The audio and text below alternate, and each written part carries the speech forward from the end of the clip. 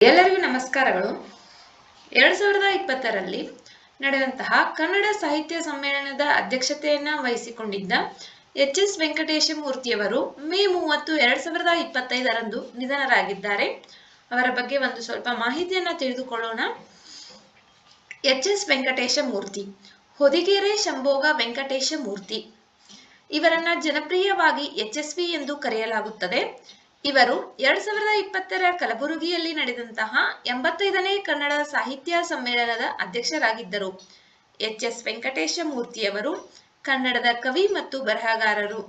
ಕವಿತೆ, ನಾಟಕ, ಪ್ರಬಂಧ, ಕಾದಂಬರಿ, ಮಕ್ಕಳ ಸಾಹಿತ್ಯ, ಅನುವಾದ, ವಿಮರ್ಶೆ ಮೊದಲಾದ ಪ್ರಕಾರಗಳಲ್ಲಿ ತಮ್ಮ ಕೊಡುಗೆಗಳನ್ನು ಕೊಟ್ಟು ಕನ್ನಡ ಸಾಹಿತ್ಯ ಕ್ಷೇತ್ರವನ್ನು ಹಳೆಯ ಸಂಪ್ರದಾಯದಲ್ಲಿ ಕೃಷಿ ಮಾಡಿ ಆಧುನಿಕ ಸಾಹಿತ್ಯದ ಕೃತಿಗಳನ್ನು ಸಾಹಿತ್ಯ ಪ್ರಿಯರಿಗೆ ಕೊಟ್ಟ ಮಹತ್ವದ ಲೇಖಕರಲ್ಲೊಬ್ಬರು.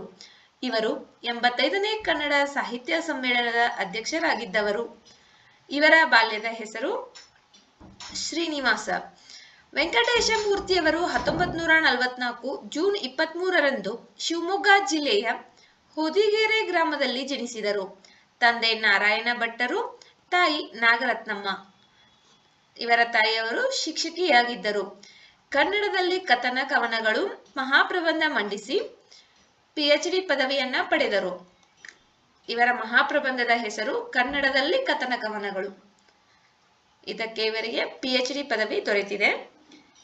ಕವನ ಸಂಕಲನಗಳು ಪರಿವೃತ್ತ, ಬಾಗಿಲು ಬಡಿವ ಜನಗಳು, ಮೋಕ್ತ, ಸಿಂಧಬಾದನ ಆತ್ಮಕಥೆ, ವನಮರದ ಗಿಳಿಗಳು, ಮರೆತ ಸಾಲುಗಳು, ಸೌಗಂಧಿಕ, ಇಂದುಮುಖಿ, ಹರಿಗೋಲು, ವಿಸರ್ಗ, ಎಲೆಗಳು ನೂರಾರು, ಅಗ್ನಿಸ್ತಂಭ, ಎಷ್ಟೊಂದು ಮುಖ, ಅಮೆರಿಕದಲ್ಲಿ ಬಿಲ್ಲು ಹಬ್ಬ, ವಿಮುಕ್ತಿ, ಭೂಮಿಯು ಒಂದು ಆಕಾಶ, 30 ಮಳೆಗಾಲ. ಇವು ಇವರ ಕವನ ಸಂಕಲನಗಳಾಗಿವೆ. ಬಾಣಸವಾಡಿಯ ಬೆಂಕಿ, ಪುಟ್ಟಾರಿಯ ಮತಾಂತರ ಇವು ಇವರ ಕಥಾ ಸಂಕಲನಗಳು.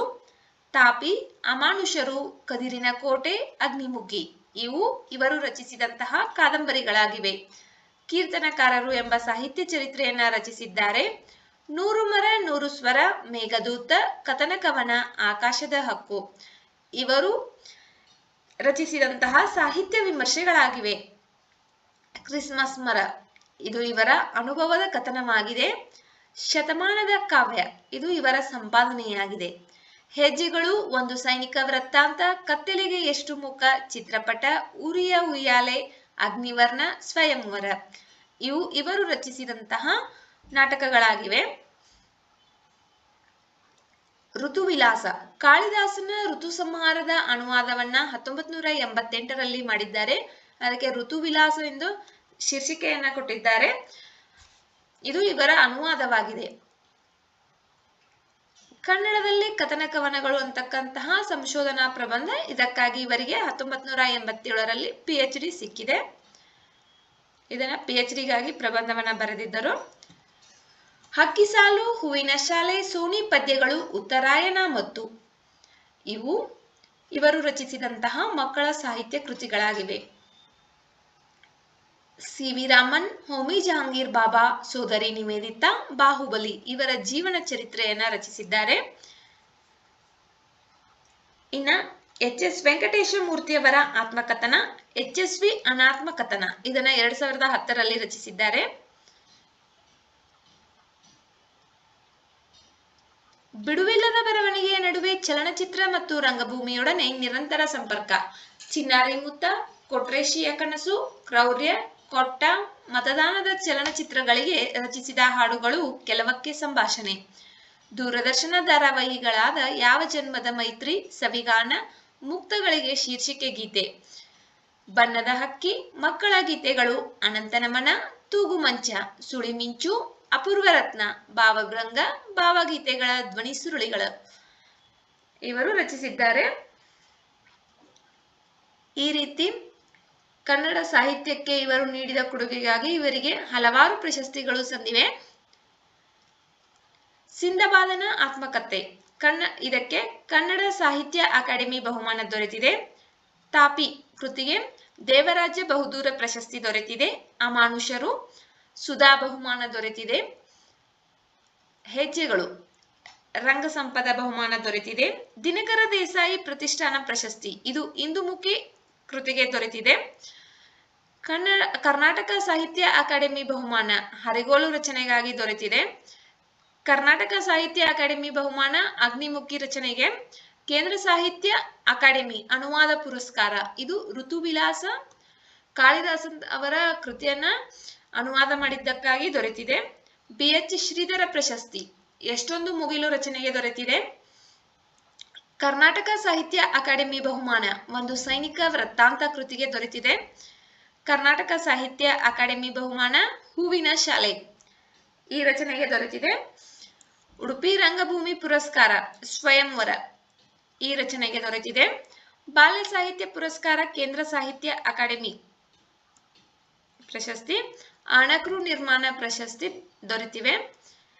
ಕರ್ನಾಟಕ ಸಾಹಿತ್ಯ ಅಕಾಡೆಮಿ ಬಹುಮಾನ ಈ ಪ್ರಶಸ್ತಿಯು ಹರಿಗೋಲು, ಅಗ್ನಿಮುಖಿ, ಹೂವಿನ ಶಾಲೆ, ಒಂದು ಸೈನಿಕ ವೃತ್ತಾಂತ ಇವೆಲ್ಲಗಳಿಗೆ, ಅದೇ ರೀತಿ ಸಿಂಧಬಾದನ ಆತ್ಮಕಥೆ ಇವೆಲ್ಲವುಗಳಿಗೆ ಕರ್ನಾಟಕ ಸಾಹಿತ್ಯ ಅಕಾಡೆಮಿ ಬಹುಮಾನ ದೊರೆತಿದೆ.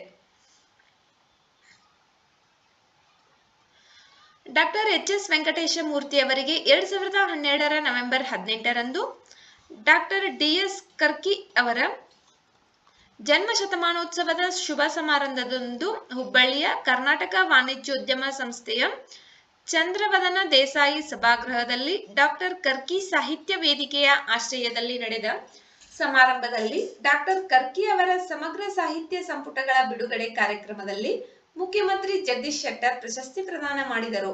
ಈ ಪುರಸ್ಕಾರ HSV ಅವರಿಗೆ ಅವರು ಬರೆದ ಕನ್ನಡಿಯ ಸೂರ್ಯ ಎಂಬ ಕೃತಿಗೆ ಲಭಿಸಿದೆ. ಕನ್ನಡಿಯ ಸೂರ್ಯ ಎಂಬ ಕೃತಿಗೆ ಡಾಕ್ಟರ್ S ಕರ್ಕಿ ಪ್ರಶಸ್ತಿ ದೊರೆತಿದೆ. ಇದನ್ನ ಹುಬ್ಬಳ್ಳಿಯಲ್ಲಿ ನೀಡಲಾಗಿದೆ. ಇವರು ಚಲನಚಿತ್ರಕ್ಕೆ ನೀಡಿದ ಕೊಡುಗೆಗಳು ಬಾಳೊಂದು ಭಾವಗೀತೆ, ಕಾಮನಬಿಲ್ಲಿನ ಮೇಲೆ ಎಂಬ ಹಾಡು, ಚಿನ್ನಾರಿ ಮುತ್ತ, ಕತೆ, ಸಂಭಾಷಣೆ ಮತ್ತು ಎಲ್ಲ ಹಾಡುಗಳನ್ನ ರಚಿಸಿದ್ದಾರೆ.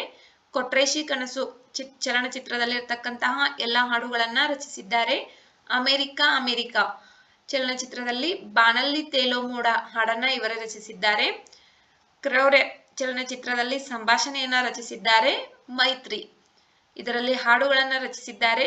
ಕಿರಿಕ್ ಪಾರ್ಟಿಯಲ್ಲಿ ತೂಗು ಮಂಚದಲ್ಲಿ ಕೂತು ಈ ಹಾಡನ್ನ HSV ಅವರು ರಚಿಸಿದ್ದಾರೆ.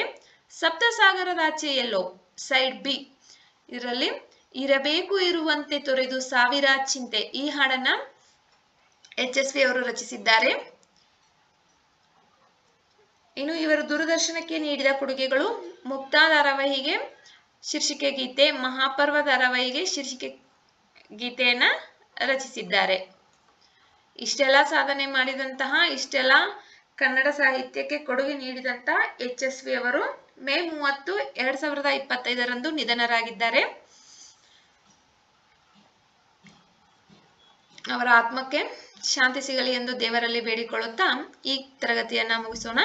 ವಿಡಿಯೋ ನೋಡಿದ್ದಕ್ಕಾಗಿ ಧನ್ಯವಾದಗಳು. ವಿಡಿಯೋದಲ್ಲಿರುವ ಮಾಹಿತಿ ಉಪಯುಕ್ತವೆನಿಸಿದರೆ ವಿಡಿಯೋಗೆ ಒಂದು ಲೈಕ್ ಮಾಡಿ. ಮತ್ತಷ್ಟು ಮಾಹಿತಿಗಾಗಿ ನಮ್ಮ ಚಾನೆಲ್ನಲ್ಲಿರುವ ವಿಡಿಯೋಗಳನ್ನ ವೀಕ್ಷಿಸಿ. ಮುಂಬರುವ ವಿಡಿಯೋಗಳು ಮತ್ತು ಮಾಹಿತಿಗಾಗಿ ನಮ್ಮ ಚಾನೆಲ್ ಅನ್ನ ಸಬ್ಸ್ಕ್ರೈಬ್ ಮಾಡಿಕೊಳ್ಳಿ. ನಿಮ್ಮ ಸ್ನೇಹಿತರೊಂದಿಗೆ ಹಂಚಿಕೊಳ್ಳಿ. Thank you.